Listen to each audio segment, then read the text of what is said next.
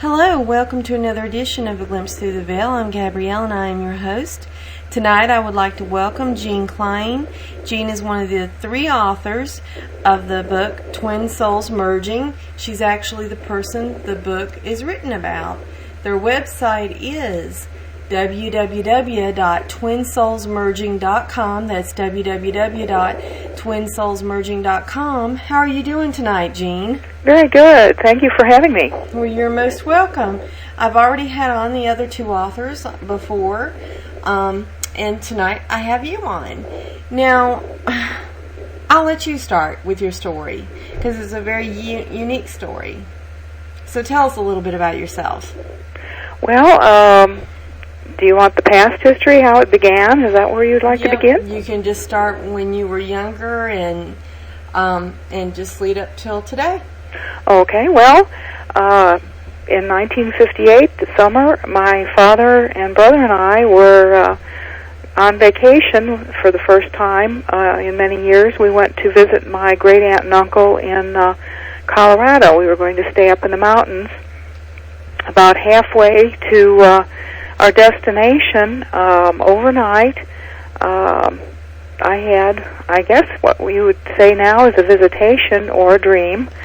But in this dream, George came to me and he said, "I'm gone now, but I'll never leave you." And I kind of awoke after this and wondering, what this is all about, and was kind of puzzled, went back to sleep, and we went on to Colorado, where we spent the rest of the week up in Estes Park area, away from media, no television or in radio. We were out fishing and horseback riding and hiking and all that sort of thing. So actually there was no content, that I could find, what this was all about. But on the way home, I'm not sure we had any radio announcements because it had been about a week after George's death, but there was just something about this that kept me, wondering, what was going on with me. And when we got home, I searched through the Chicago Tribune. I grew up near Chicago, and, there it was, that George Reeves had shot himself, and it was the early morning of that day or actually that night, that I had gotten that message. And I was kind of stunned because I had no idea why me, why would I know this? And I went to my priest and he just said, well, pray for George, and light a candle. But he really couldn't explain, why I knew about this or why George would have come to me, because, I was 13 years old at the time, and I had no connection with George other than having been a fan since the early days of television. And as years went by, I always remembered, the June 16th became kind of a milestone, and things would come back to me. And over the years, I was drawn to find things out about him. There wasn't much available, like, we're talking today, the internet and, high media attention of all sorts. You can find out just about anything, with a push button or on television, almost as it happens. And those days it just wasn't the case. I'd find, occasional articles in the paper about him, or, more about what happened during his death. But as far as any personal items, it wasn't until probably 1977 that a book came out about Superman, and it had a few items about him and his early days in movies and theater, and until actually a few of these other books came out in the 90s, there was really very little about his personal life. But I'd be drawn to know things about him, and sometimes I'd read things and find, this isn't quite right. This isn't the way I feel it should be. And I was led to things like that. I was led to come down to the Cincinnati area where his body had laid. His mother sent his body here to a family crypt after his death for a second autopsy. I was drawn to be down here. His only wife, actually, is from Cincinnati. That's kind of the connection there was. But I just had feelings about, connections and so forth over the years. And After being married twice, graduated from nursing school, worked as a nurse, had 2 children, and time had moved on. And about 12 years ago, I was going to take a computer course. My son had moved in to live with my second husband and myself, and he brought a computer, and I thought, well, I better learn a little more about this. I was from the old days where we had punch cards and things like that, so I really wasn't real vocal with the PCs that were available then. So I thought, well, take that. We used to get a flyer from the University of Cincinnati. It was called Com University, where you could take courses, non-credit courses, and they were kind of geared for adult learners. And I thought, well, I'll do that.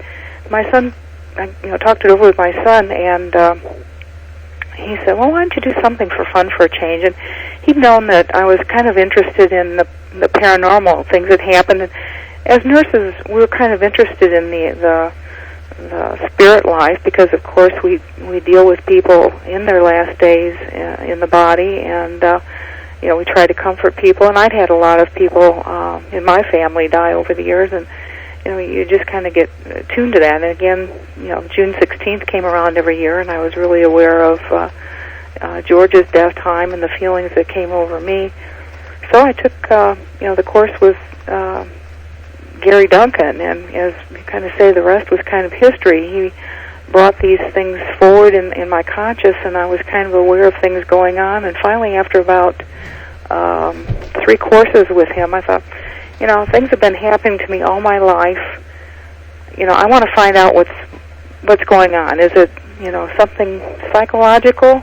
Should I investigate that? And Gary was also, a psychotherapist, and I thought, well, he's delved into the paranormal, and he's a psychotherapist. One way or the other, after taking the courses, I felt I could trust him, because, I knew where it would go if it was a therapist that, wasn't keyed into the paranormal. I knew I'd be on medication, or they'd be doing shock therapy, or goodness knows what all. Mm-hmm. So, that's essentially how we met. And we started doing, from his course, guided imagery and meditation. And up to this point, I had feelings, but I actually wasn't sure, it was George. I knew things about him. I'd find out things about him, but it wasn't, like he was there with me. It was just these feelings all the time, and I was drawn to certain things. And after we started doing the meditation, Gary had us create a room, and this was part of our class exercise. And we decorated this, and it was kind of to find out who our spirit guide was. And I thought, well, this is kind of a good way maybe to start. Maybe it's my mother who had died when I was 8. Maybe it's my favorite grandfather who died when I was 3, and I always kind of felt he had been around me. Or maybe it was my grandmother who died when I was 11. So, I had all these personal people that I thought, well, maybe it's their spirits guiding me all this time. So, made this room and started, the meditation. And actually, we did this in class the first time, and it was George. He came to me in this room, and he said, I'm the one who you've been searching for. And it was overwhelming, and I knew from then on that, things were going to be happening. It was just, almost too much to bear at the time. I know I was very emotional, when this happened. And, further along it went, the longer I went into meditation. And finally, one day, and I think I brought out in the book, it was almost a courtship. I mean, you wonder, am I creating this, or is, this really going on? I could actually feel him. I mean, at one point, it was, the fancy of creating this room and, talking to him and asking him questions about what had happened over the years and had you been with me and all this stuff. And then I could feel him. It was not just something going on in my head. I could actually feel his physical presence. Mm-hmm. I could feel him touch me. And then I, at that point, decided I better talk to Gary. Something's happening, and I really need to know, is this real, or again, am I, going over the brink? And this is kind of where he and I got started talking about George, and George became more a part of me, and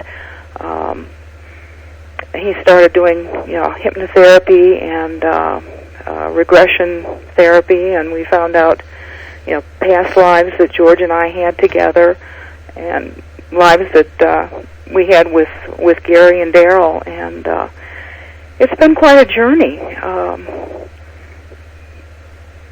Then that's kind of where we are today.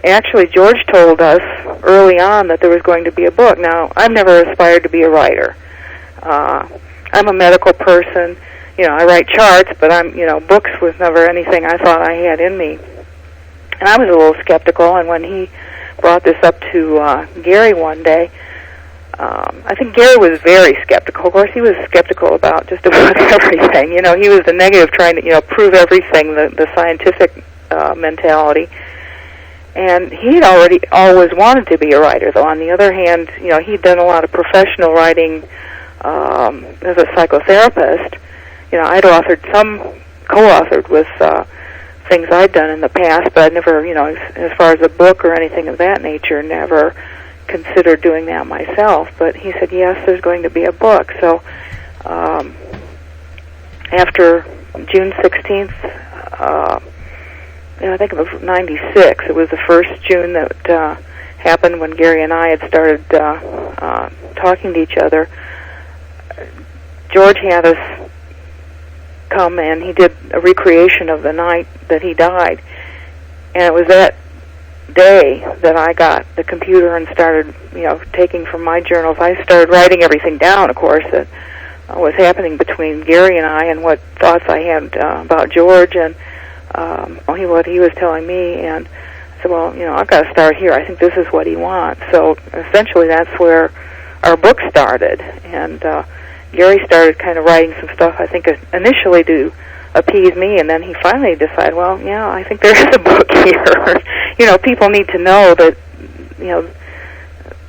these things exist, and as we're talking to people now, we're finding, George and I aren't the only ones, and a lot of people had the same feelings that I've had over the years, that, maybe there's something wrong with me, and I really can't tell anybody about this for fear of what the repercussions would be. And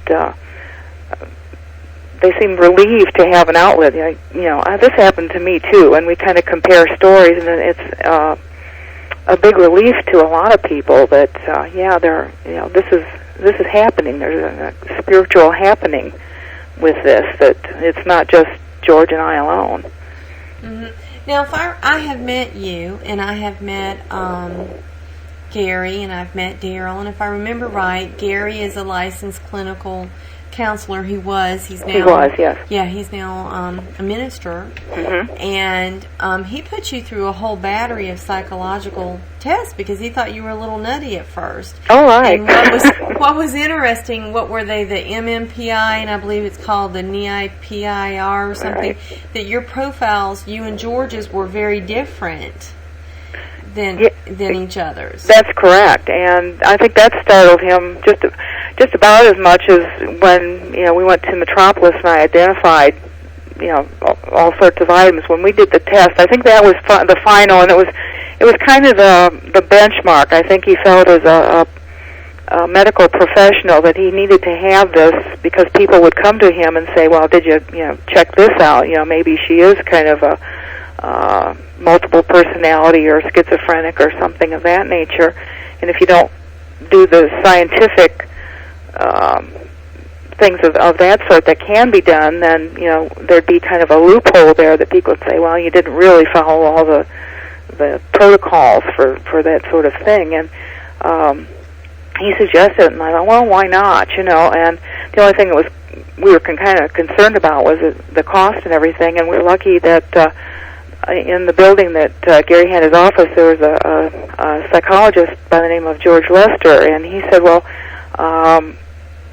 if Gary gave the test, he would score it, and wouldn't charge anything. So we thought this was good because this is an outside person too that had nothing to gain about saying one way or the other whether it was a good test or it wasn't. So that's when we took the test, and what showed up was two different personalities. I show up what I should be, a nurse. I have kind of a introverted.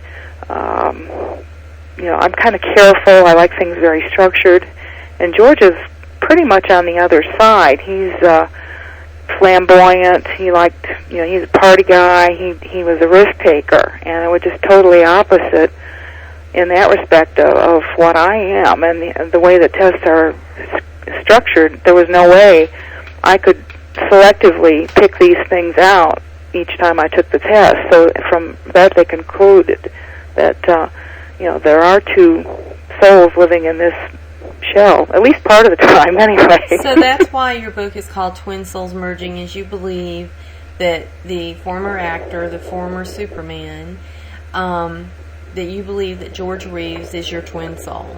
Yes. Yes. For those that are listening, and you believe that your soul is merging with his soul. Your looks have changed. When you speak, you kind of morph. And that's what you believe. So I want to ask you, because I had the others on the show earlier, and I wanted to speak to you one-on-one personally to see how this has impacted your life, because that's what really interests me. Mm-hmm. So how has this impacted your life? How hard has it been to stay married and keep a relationship being this way? Well, I didn't stay married, but it wasn't totally because of what was going on. It was kind of the tipping point, you might say. Our relationship had kind of gotten to the point where we were more or less roommates.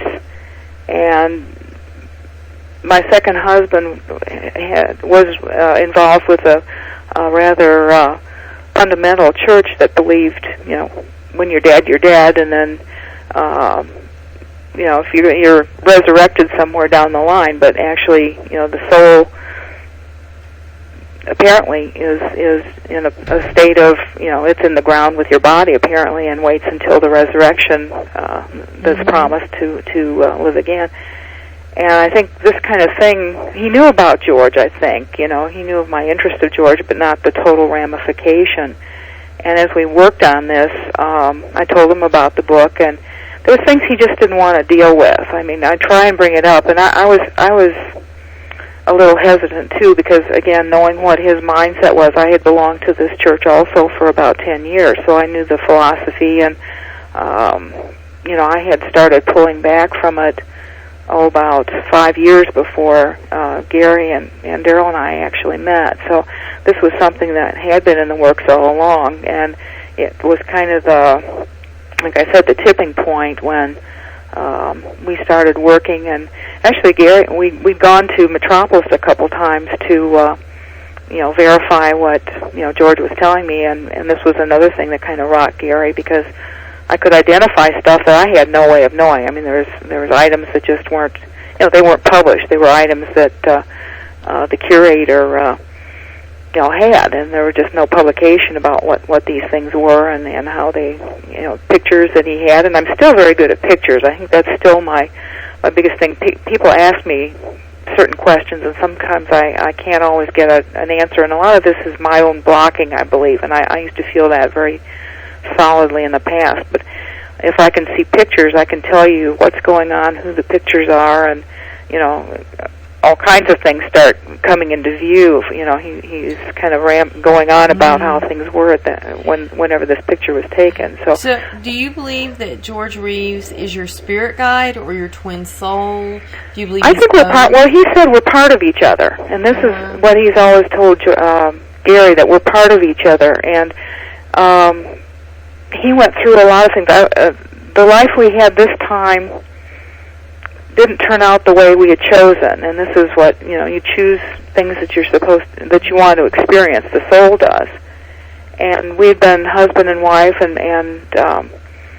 brother and sister, and this time I was supposed to have been his daughter. And he didn't have any children with Eleanor, his wife, and so that didn't happen. But the people that I became, parented by, we have the same background.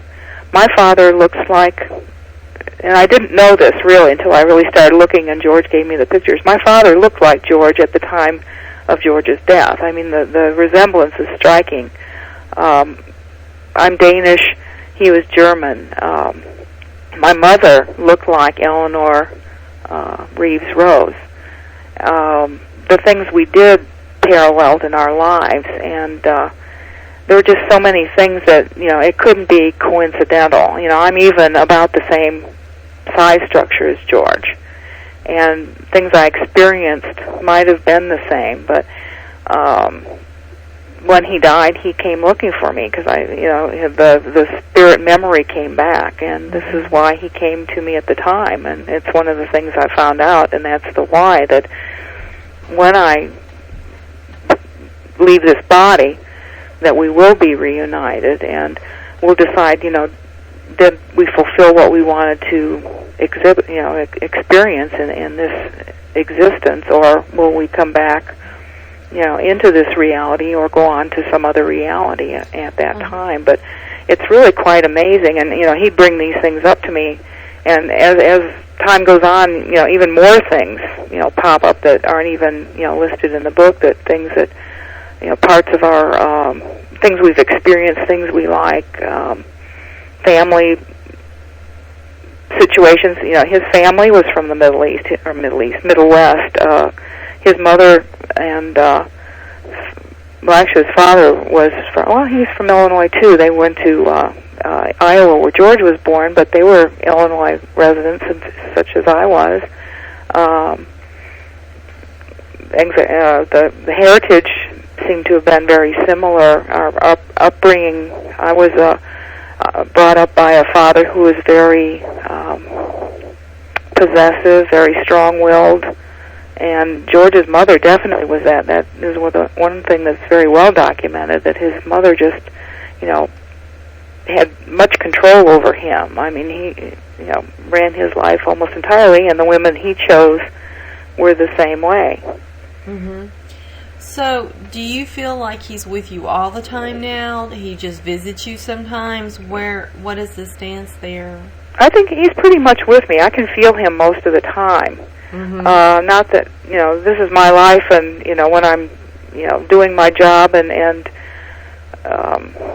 things I want to do, it's me, but I can feel him, currently I can feel he's there. It's like, it's the one thing I tell people when they ask, what's it like? And I feel, it's like clothing. You put it on and you don't feel it anymore. Mm-hmm. You're not aware of it until you kind of consciously become aware of it. And this is the way George is with me. I know he's there because I can ask him. And sometimes I don't even ask. I can just kind of settle back and I can feel him. So does he give you like futuristic information about you and your family, world events, anything like that, or is it just sometimes if I ask, it's kind of scaled back. We used to do a lot of that because Gary used to ask a lot of questions like that, And since we haven't been together on a daily basis or a weekly basis since actually it's 7 years now. I moved to St. Simon's Island for a summer and then had to move back here, and then he and Daryl moved to the Carolinas that same summer. So until this spring, when we started when the book was published, we actually hadn't been in physical contact all that time. I talked more to Daryl. So a lot of this has kind of gotten into the back seat again. I've kind of moved on. I've had some health issues, and I've changed jobs. I've moved, and there's kind of other things that come to the forefront. So actually, some of the things I used to get in meditation have kind of stopped. But it may, when this becomes a focal point in my life again, it may come to the forefront again. Uh-huh. Okay. Fair enough. So what do you foresee for yourself, say 10 years down the road? Wow. Well, I'm hoping I can help others.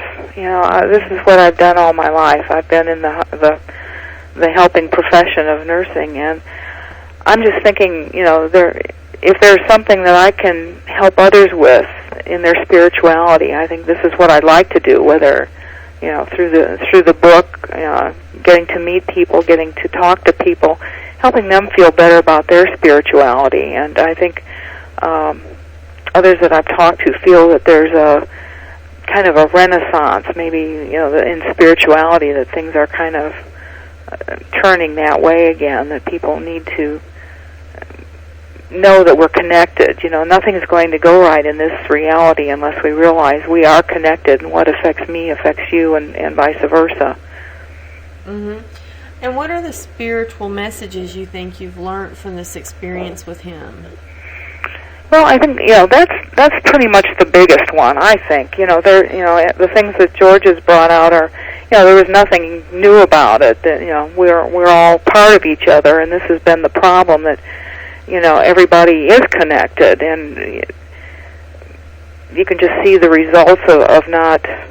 The old thing is love your neighbor as yourself, and that is such a true thing. If you don't, the chaos that happens, hurts everybody. And that we're free to choose. We've chosen, and this is hard for people to believe. I think also these catastrophes that are happening. Every day there's something that happens. It's like, why does this happen? Why does a child die? Why does the bridge collapse and all these innocent people die? For some reason, we've chosen that. We've chosen that to experience, whether it affects our relationships with other people. I lost most of my immediate family growing up. Why did that happen? Did it make me a better person? It made me a more understanding individual. But in this life, I won't know until I've passed, into the next reality, whether I've learned what I wanted to. Mm-hmm. And I think that's real important. And and going on with that life is eternal, and we do go on. I think a lot of people with the fatalistic angle, this is all there is. And there was a song, years ago in the 50s, is that all there is? Let's keep on dancing and bring out the booze, and, who cares? But, when you think it goes on forever, you learn you can experience so much more. A lot of us in this reality are in kindergarten yet, and I think, maybe that's the answer for some of what we see, that a lot of little kids that really don't know how to control themselves or how to relate with others, in a loving fashion. George has told you about other past lives that you've had with him as well, correct? Correct. Now, have you tried to research some of that? There was one especially that he brought up, and that was our Civil War connection down in Savannah, and that was the one that kind of startled Gary, because he had done some work at the Case Institute and had a regression, and he had been a plantation overseer, and he told me nothing of this. I had no idea, that was part of his experience. And George said that I had been his wife in on a plantation, that we had both been wealthy. We lived down there, and he gave us names, and I was fortunate enough, the church had fall festivals down in St. Simon's Island, and I always felt, I'd been there 3 or 4 times, and I'd always felt drawn to that place. The very first time we went was the first year we were married in 1981. And I really, I just right away, I just loved it. I mean, aside from it being, lovely weather in an island in paradise, there was just something about it. It was just awfully familiar. And when this thing about Savannah came up, I thought, well, let's find out. Let's really find out. So the last time I was fortunate enough to go down there with my husband, I went up to Savannah. I was no longer really attending the church, so I had that time available. And I did some research. I went to the library and found, through history, different books, the names that I had been given when we did this regression. Now, whether these are the same people, I don't know. only found them. And Gary and Daryl actually did the same thing. Years later, they went down, and he went to this historical society using different books and things. But they found the names of Gary Gary had and George and I. The reason they probably didn't find Daryl, because a name came up for Daryl, that he lived in Charleston, that he was a family friend there, and that's the research wasn't available to find him when I was in Savannah. But just finding the names, and there were people that lived in that era. Was kind of remarkable. Mm-hmm. And the other ones I tried to, and really didn't go too far. We were brother and sister, and we were on the orphan train that they took in the 20s. A man had started taking orphans from the East Coast to the Middle West and the West to help people, especially on the farms, is what happened. A lot of farming people adopted these children to help work on the farms. And we were going to do that, and we were on a train, and the train wrecked, and we were both killed at that time. But we were very, very young, and I can't, I know that at the initial time I didn't know this actually had happened, and about a month later there was some information on PBS. They ran a story about this, and I actually found a book about, but actual names I haven't been able to find. But there was some historical background for this actually happening. So again, the possibility is there.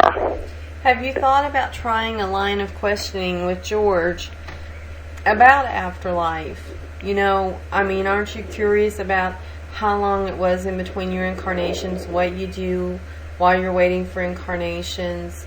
Well, we kind of have. Now, this is the place of resting that he's shown me, I believe. And also, I think, and he said, there's been other times. We aren't new. Like I said, we aren't.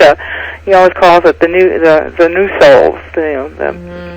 And he says we're not new. That we've been other places. And he's talked about these as Gary has delved into that situation too. Well, where do you go and where do you think you're going to go? And he's brought up names, but everybody can create their place of rest. And people talk of heaven or I think Bordeaux, or there's several different names for places that different religious people call it, but essentially, it's the place of rest where you go to kind of evaluate yourself. We always talk about judgment and things like that, and we kind of do this ourselves. Our part of the soul. Did we get what we wanted to get, and that's what kind of determines, what we decide to do next time. But there are places, and there are other places to go. And there are other, you look out at the heavens. I mean, just to do that and see the vast creation, and we can't. There's other places. There has to be, even the logic mind will say, we can't be alone.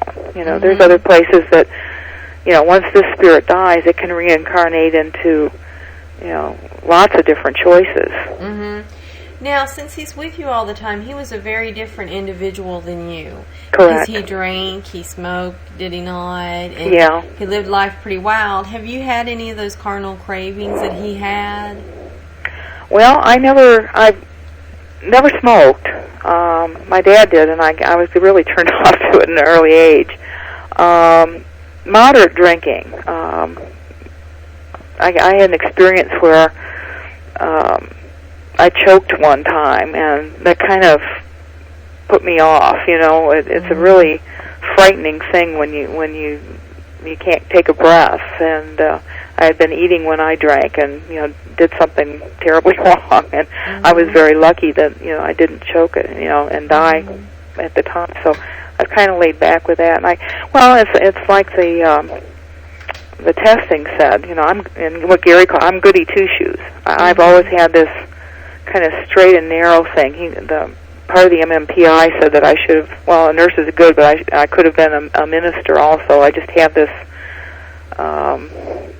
straight and narrow. So I guess it's like the yin and the yang in that respect. That he's the high liver, although he has a heart of gold, and that's the thing. He may have lived high, but he always was there to help somebody if they needed it with a buck, or he had a group of kids from the barrio that he'd take out and get clothing for, and get people to like shows and things like that. He'd take them, get them to places that they wouldn't normally get to. He'd go to hospitals, and he did all this personal appearance stuff, and sometimes he appeared aggravated, but it was just overtired. He really cared about kids, and that's again the thing we have in common. That my last 20 odd years has been in pediatrics that I kind of avoided doing. My best scores on my boards was pediatrics, and I really didn't want to go there.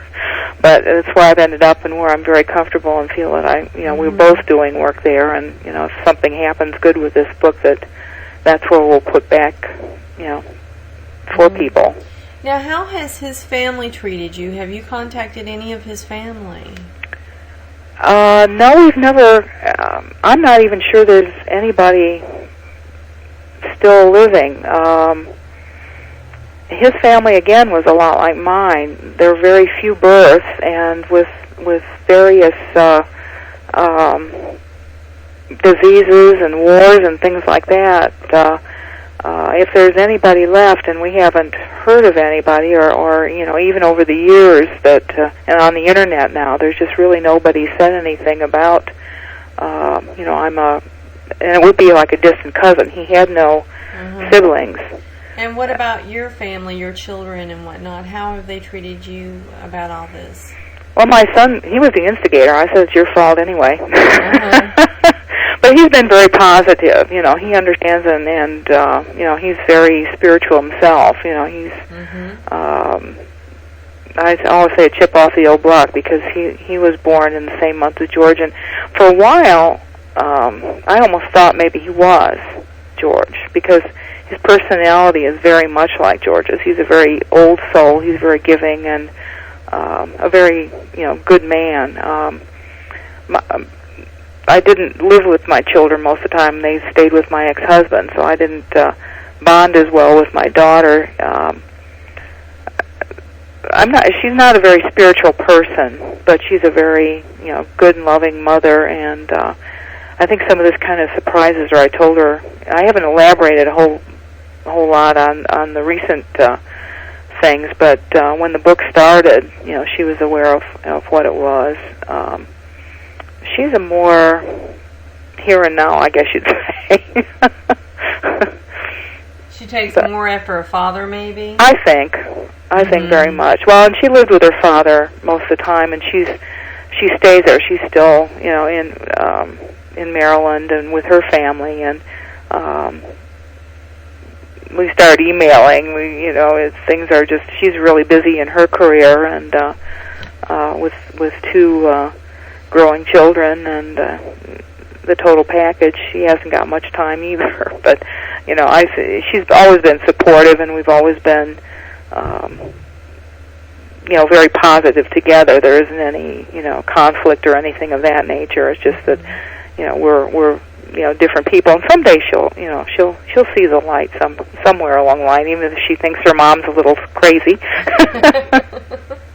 And you have to accept that. You can't say just because I'm doing this means that you have to accept that this is where it is. And she doesn't have the spiritual development that her brother has, and it's been kind of a factor since the very beginning. Well, sometimes when we have children, we have mini-me's. Maybe your son's your mini-me, and maybe she's your husband's mini-me. Right. My son's my mini-me. Yeah. Well, and we bonded very quickly. I knew I was going to have Matthew. I knew I was going to have a boy, and I knew which doctor was going to deliver him when he was born in Pennsylvania, and there were three. We were rural, and there were 3 doctors, and I knew which doctor was going to deliver my dream of it, and it was true. And with Amy, I didn't. I couldn't see it, and we moved to Canada a month before she was born, so I didn't know the doctor that delivered her. But we didn't have quite the, we were close, and you think you're doing the same kind of thing, but again, people are different, and that goes to show children are different, and you're given one, and she chose me for a particular reason too. I think my granddaughter is more me.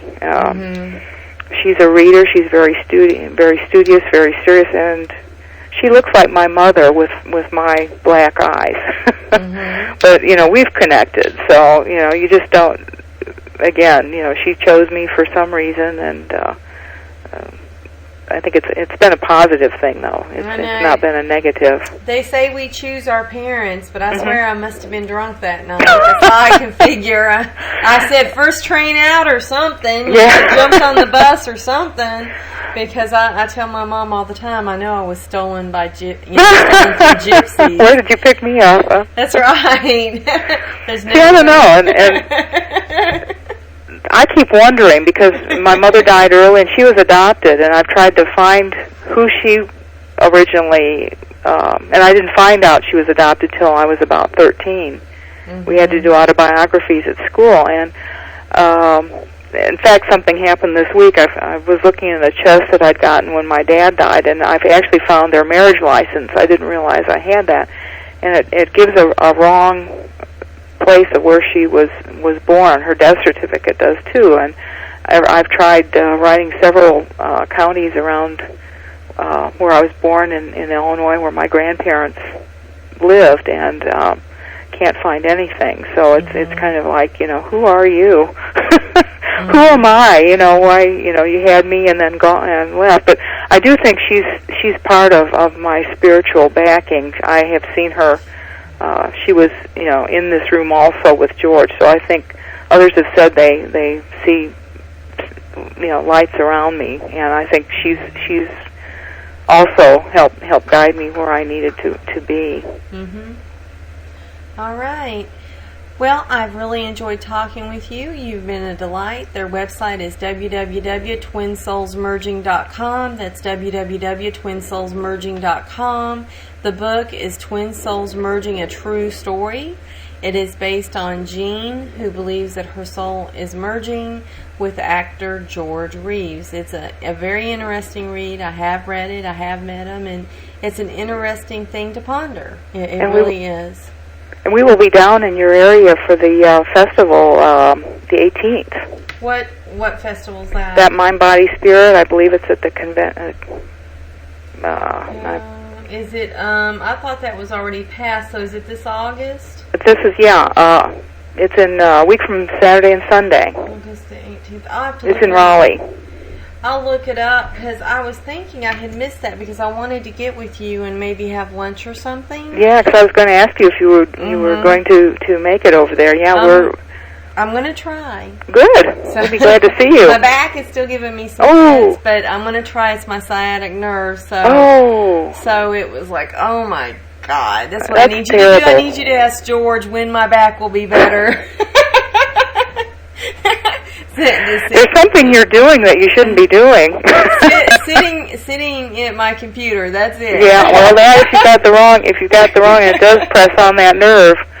If you've got a muscle or a spinal process there that's.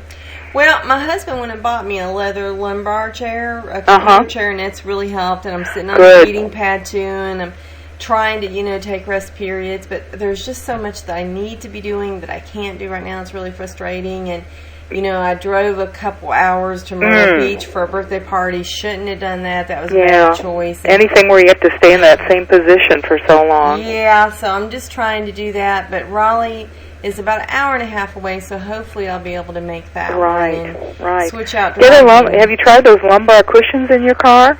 No, I haven't. I got one. I sit a lot all night, and one of my clients had this, it's like a kitchen chair. I mean, hard as rock, and I got one. You see them in the catalogs, they're kind of wedgie shaped with a hole for your spine, you know. It takes the pressure off, and it really works. They're very inexpensive, and it's called a lumbar for your car. It's well, you can use it anywhere. It's a lumbar type cushion. It's kind of it's a wedge, and you'll notice it has kind of a cutout, you know, for your tailbone, and it takes the weight off your spine and off that nerve. And I really recommend it because you can use it in the car, and I had to have it because I could barely, you know, stand up sometimes after sitting in that chair, you know, for several hours. I will look that up on eBay when me and you get off here, girl. Because a lot of the catalogs that you get, I get a plethora because I buy things by catalog, but it's really they're not real expensive. They're under $20. Yeah, I'll have to check it out because again, I'm trying to think. William Vernon, one of those kind of household catalogs. So they have websites too. So you might be able to find that on hers. I'm an eBay-aholic. Yeah, oh yeah. They don't have it, I don't know. That's right, that's what I do. But I will call you back and we'll try to schedule something for that day. You guys are speaking up there? And yeah, it's both days. There's a site called Mind Body Spirit, I think and it lists all the festivals of that nature, and it's listed in there. And it actually, I think Barnes & Noble is the sponsor, and that's really why we're doing it, because they're going to be helping us. And it's that weekend, and I'm trying to think. They're getting me there. I just take the plane and. But I think it might be the fairgrounds or something like that. That's where they hold it up there every year. Yeah. And I've spoke up there before, and it's nice. You'll enjoy it. There's a lot of different practitioners from the field that come up there, and you'll just enjoy it from the fact that you're a nurse to get to see all the different people doing the different stuff. It's probably like here, the Victory of Light that we started off here. That. It's the same kind of thing. It's very interesting. I mean, it's just, and this is going to be really great. I think get us really launched. And so if you got time, we'd love to see you. Yeah, and I would love to see you guys again. All right. Well, Jean, I'm going to get off here. Thank you once again for thank you. being a guest. I really appreciate enjoyed it. And the best of the luck with the book. If there's anything I can help you three with, all you have to do is ask. Oh, thank you so much. And we'll be thinking positive thoughts that you get over your aches. I know. Because I've had enough of them. I have osteoarthritis, so I have enough. Really? Myself, so I can understand. I was perfectly healthy, and I just woke up and just had it one morning. It was just crazy. You just don't know what twist or. I was vacuuming the night before and felt a pop in my back, and that's all I could do it was, and so it's insane. Something simple. Sometimes it doesn't take a huge, awful thing. Just a twist. You twist it the wrong way, or. And that was just all it took. So I've been in horrible car wrecks, and where the car was totally totaled and crushed, and it didn't hurt as bad as a stupid vacuum cleaner bump. So yeah, again, getting old sucks. Sometimes, yeah. You hear that Electrolux, girl? Get that big strong man of yours. He was a dirt devil, so yeah. I was like, goodness, yeah, and I know he would enjoy seeing you guys. He really liked you too. Oh, we enjoyed it. We had a good time. That was, it's small, but it got intimate, and everybody got to talk, and it was great. I really enjoyed that. Actually, you met Donna from Eastern Paranormal, right? And she's actually moving to Greensboro. So oh, really? I'm going to have to, be helping her with that. So. We'll do something. We'll come up there, and if nothing else, we'll just meet and see each other for a bit. How's that? Oh, that'd be wonderful. All right, providing my back is tolerable. Yeah, well, if you can't, just email us and let us know. We'll just keep thinking good thoughts about getting that back fixed for you. That's right. And I'd like to remind everyone to tune in next week, where I will have on a pet psychic named Denise Sachs. She will be reading Our Devil Dogs and Darla's Little Dog, and tune in for that. And Jean, I will be sending. Oh, I wish you could read mine. My minion, baby's dogs, as my team members call them. They call my dogs. You remember that old comedian? They don't die, they multiply. Talking about babies' kids. Oh yeah. They call my dogs babies' dogs. Oh. So I'm getting a knee lick by my 15-year-old poodle. So. Oh my goodness! But you love them. We love our fur babies. So oh yeah, it's an interesting show. But I will be sending you the archive, and I look forward to seeing you. Thank you so much. You have a good day, Jean. You too. Bye bye. Bye bye.